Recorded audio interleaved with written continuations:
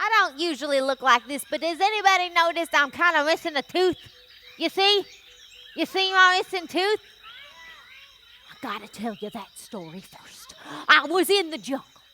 I was walking through the jungle, minding my own business, when all of a sudden behind me up comes a panther. But I knew he was coming. And so right as he was about to lunge and jump at me, I turned around and... Excuse me. I told you not to interrupt. You're not supposed to interrupt my stories. I was at the best part. I was about to tell them how I defeated that panther. I know I haven't introduced you yet. Okay. The story about the panther can wait. Moral of the story is I won. Okay. The snake's name is Mochi. Can everybody say hi to Mochi? Now, Mochi's been my snake since he was just a little baby snake. And he goes with me everywhere I go. The only thing about Mochi is that he always interrupts me. So hopefully he doesn't interrupt me anymore. Right, Mochi? Yeah, it's okay. I forgive you. Okay. But that's not why we're here to tell you about Mochi. I'm here to tell you about Jim and Elisabeth Elliot. But to tell you about them, we got to go all the way back to when Jim Elliot was born in 1927. That was about 100 years ago. Can you believe it? Now, he was born to his parents, Fred and Clara. And he had 2 older brothers, and he had a younger sister, and his daddy was a preacher. Yappy Pappy! That's the best job. He got to tell people about Jesus and teach them the Bible. Okay, now, Fred and Clara taught their kids all about Jesus. And the Bible was real important in their household. They wanted to teach their kids to love the Bible and to love Jesus. And so every day they'd get out their Bibles at dinner time and they would read it and they would talk about it and they'd ask questions. They'd sing some hymns and they'd end it all with a good old time in prayer. Now, this was very important for Jim because this is how Jim really learned about Jesus' love for him. And when he was 6 years old, Jim went to his mom and he said, "Mama, you don't have to worry about me dying because when I die, I'm going to heaven because I turned from my sin, the disobedience to God, and he turned to Jesus and he trusted in him and he became a Christian when he was only 6 years old. Wow, isn't that amazing? Now, Jim's parents really wanted their kids to learn to be independent and adventurous, kind of like me. Well, they sent their kids out to go on camping trips. But you know what they did? They were kids, and they were allowed to go out on camping trips by themselves. They'd go out in the forest with their tents, and they would go hunting for their food. But one day, that didn't turn out so good. Jim and some of his friends were camping out in the forest, and they came across a pond. And in this pond was a duck.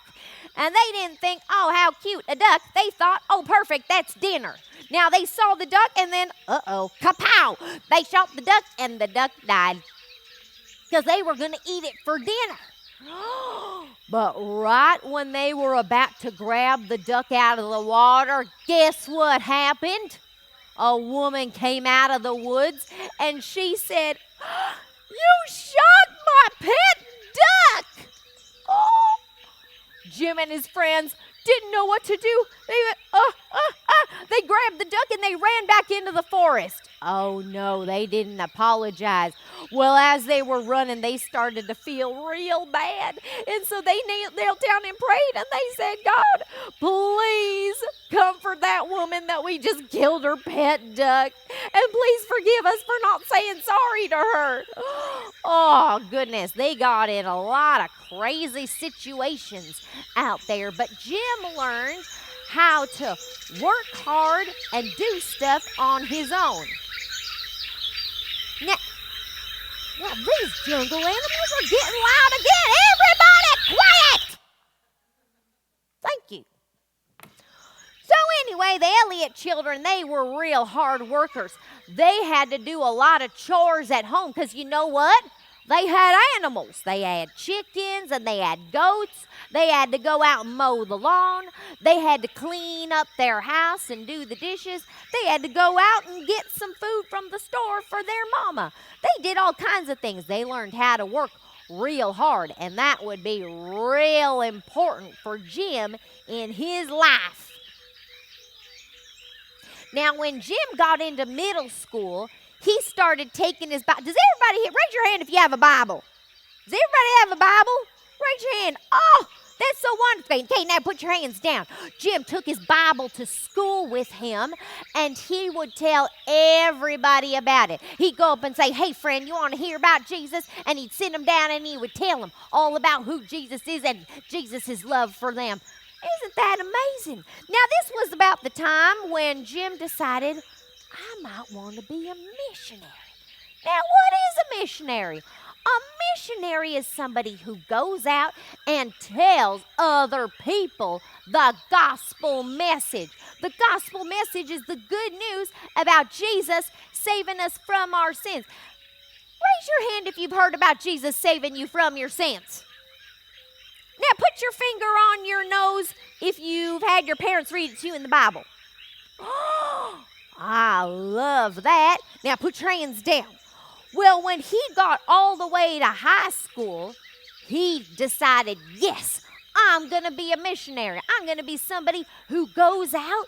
And he decided, I want to be somebody that goes out and tells people who have never, ever even heard about Jesus, who don't know the Bible, maybe who don't even speak English, and try to teach those people about Jesus.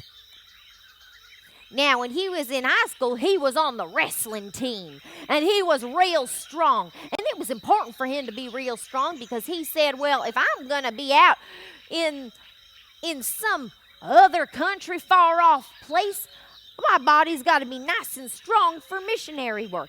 And then he was on the speech and debate team, which he got up in front of people, large groups of people, and all of his speeches were about Jesus because he wanted everybody to know who Jesus was. And he really wanted everybody to be saved in his high school. And that's how he was known. Everybody knew Jim Elliot had that Bible under his arm and that he was going to tell you about Jesus if you talked to him. That's what he was known for. Yippee-pappy, what a great thing to be known for, don't you think? Now, when he graduated high school, he went to Wheaton College in Illinois. And he majored in something called linguistics. But that's just a fancy word for languages. Do you guys know some other languages? Maybe you've heard Spanish, like hola, burrito, enchiladas. Maybe y'all have heard other languages. And he was going to learn about other languages because if he was going to go off to other countries, he wanted to know those languages so he could tell people about Jesus in their language. But he even learned Bible languages like Hebrew and Greek. And he even started organizing prayer times where people would come together at the college and pray for missionaries. Can you guys show me how you pray? Do you guys fold your hands and close your eyes?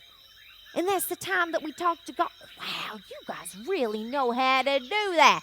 Way to go. Don't you? Wasn't that wonderful, Mochi? Yeah, Mochi said you guys did a good job. I agree, Mochi. You're right. And you're being a good boy. Thanks for not interrupting me. Okay, now, while he was praying about going out to be a missionary, guess what? He met a girl. He met a girl named Elisabeth, a pretty girl in his Greek class. And he started talking to her. And the more they talked, the more he saw that Elisabeth loved Jesus too. And believe it or believe it or not, she wanted to be a missionary too. And pretty soon, wouldn't you know it, they started to fall in love. I just love a good love story. Ain't it the sweetest thing? I know you too, Mochi. Mochi loves love stories. Yeah. It was so wonderful. Anywho, now I got to tell you all about this Elisabeth Elliot, because you guys, or her name was Elizabeth Howard at the time, we got to go all the way back in time, way back to when Elisabeth was born. Now, Elisabeth was born in Bulgaria, which, goodness gracious me, I don't even know where Bulgaria is. It's somewhere on the other side of the world. And she was born there because her parents, Philip and Catherine, were missionaries in Bulgaria. Now, soon after she was born, now, they didn't call her Elizabeth. Everybody called her Betty, so we're going to call her Betty. Now, after Betty was born, her family flew all the way back to the United States, and they moved back home because her daddy was going to be the head of a Christian magazine. Now, the Bible was also real important in the Howard household. They would do devotions in the morning. They would do devotions at night. And they learned all about Jesus. And Elizabeth, Betty, learned about Jesus too. And she became a Christian when she was 5 years old. She said she wanted to live her whole life for Jesus. Now, because they were missionaries, a lot of missionaries came and stayed at their house in the United States. And Betty grew up hearing all the stories about these missionaries who were doing amazing things for Jesus in other countries. And Betty decided she wanted to be a missionary too. So show me again how you guys pray, with your hands folded and your eyes closed. And Betty prayed and prayed that God would help her to be a missionary, that he would use her to tell people about Jesus. And she said to God, God, do anything with my life that you want to. I just want to do what you want me to do. Wow, what a prayer. Now, Betty, as she was growing up, she went to a boarding school in high school. Does anybody know what a boarding school is? A boarding school is where you go to school and you live there. So she went all the way to Florida, and she went to a boarding school that was also a Bible school. A Bible school, which was so good, and she met many kids there who were all the kids of missionaries. So they took regular classes where they learned to write. Can you guys show me how you write? Writing, yeah. Where they learn writing, and they learn how to do math, like 1 + 1 = 2. They learned how to do things like that, but also they learned how to do other things. You want to hear the crazy thing that they learned how to do? Let me tell you.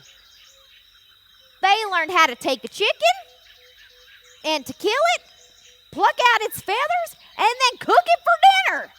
Can you even believe it? But they said if you're going to be a missionary, you got to learn how to do these things, because you may be in a far-off place where you've got to get your own food.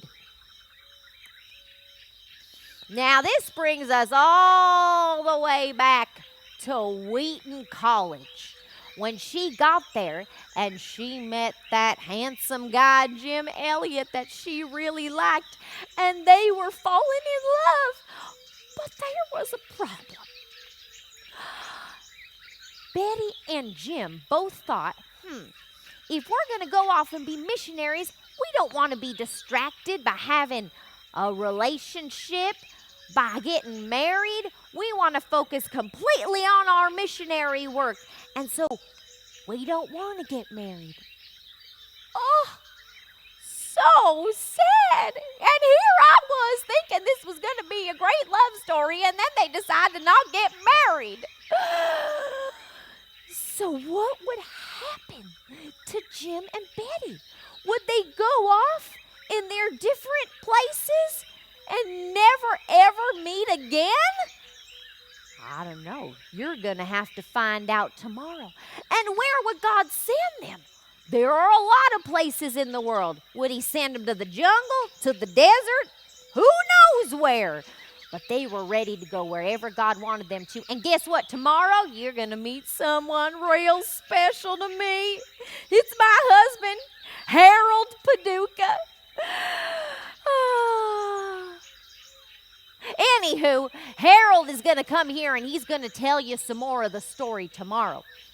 But before we go, we've got a real important thing to tell you guys about here. Now, you might recognize that face. That's Pastor Mika from all the way at a church in Denmark. It's called Aarhus Bible Church. Can you guys say that with me? Aarhus Bible Church. Let's say that one more time. Aarhus Bible Church. Good job.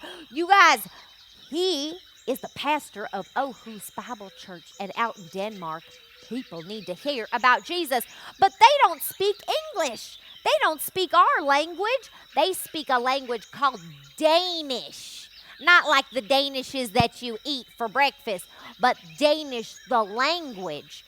And guess what these two guys are doing? Pastor Mika, and his name is Mike. Can you guys say Mike? Mike, yeah. Pastor Mika and Mike are taking Christian books and Christian Bible studies, and they're writing them in the Danish language so that they can learn more about Jesus. Now, we want to raise money for this, but when we're raising money for this thing called Nordic Hope Press, where they take things in English and they put it into Danish, are we just going to go to our parents and say, Mama, Papa, I need some money? Or are you going to go to them and say, oh, what can I do to raise money for Nordic Hope Press? Like maybe you could help wash the car. Maybe you could do the dishes for your mama. I know she'd love that. Maybe you guys could even make some food for your family. I don't know. Whatever your parents want you to do so that you guys can raise money. Because tomorrow you're going to bring some money so that we can send it to the people in Denmark so they can learn more about Jesus. Will you guys do that with me? Okay, hold on a second. Let me just let's do that again. Because I'm Cornelia Paducah, and we are real loud in here, okay?